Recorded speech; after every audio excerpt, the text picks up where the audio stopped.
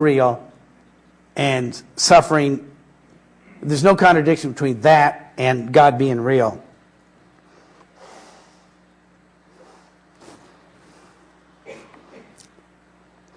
And then they say, if God were to exist, there would be no needless suffering in the world. That's the same thing. That's a straw man fallacy.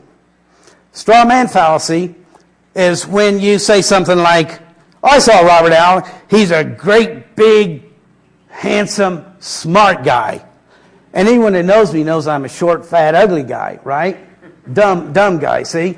Yet, straw man fallacy is when you misrepresent an idea or an opponent, and then you deal with the misrepresentation, and you destroy it, and then you say, see there, I took care of that thing. No, you took care of the misrepresentation. You didn't even touch the real thing. That's a straw man. Think of a straw man. Anyone can beat up a straw man, right? You just close stuff with straw.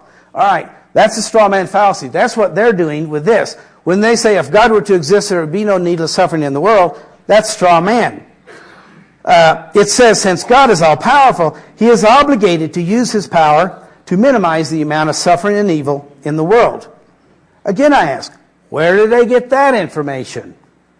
If atheists would just exercise a little scholarship and read the source text of the belief system they are attacking, they would realize that although God is all-powerful, that does not mean He is capable of doing all things.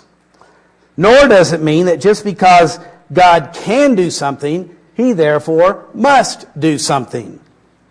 Scripture states that with God all things are possible, but the context is clear that with God all and only good things are possible. He cannot do bad things. He cannot lie. He can't be tempted with evil. And He cannot do anything that's out of character for Himself. It is out of character for God. It is to act against the order of creation that He set up. Now, this expression, you are the master of the to-do list while you are preparing it. If you don't want to paint, then don't put it on the list.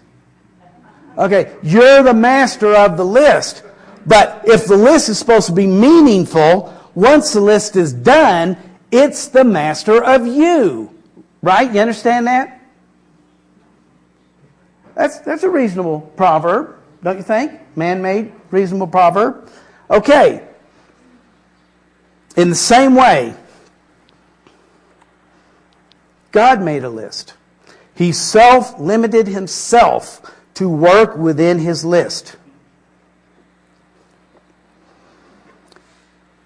He could have set things up in any of a gazillion different ways. But once He chose a way, once He made the list, and He did make it before the foundation of the world, didn't He? Then, and set the system up accordingly, He was committed to working within the limits imposed by His own system. So God's system was to make the world a place where man, a creature God created in His own image, He endowed him with the godlike capacity to have a personal relationship with God and with his fellow man. This capacity required that man must be capable of freely loving God and following His will without coercion.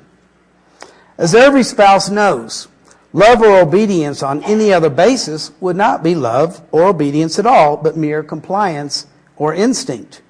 What spouse would find such mere compliance fulfilling and satisfactory in their relationship?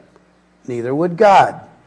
And creatures who are free to love God must also be free to not love Him, to ignore, to deny, and even to hate Him. Creatures who are free to follow His will must also be free to reject His will. So God allows them to do wrong things.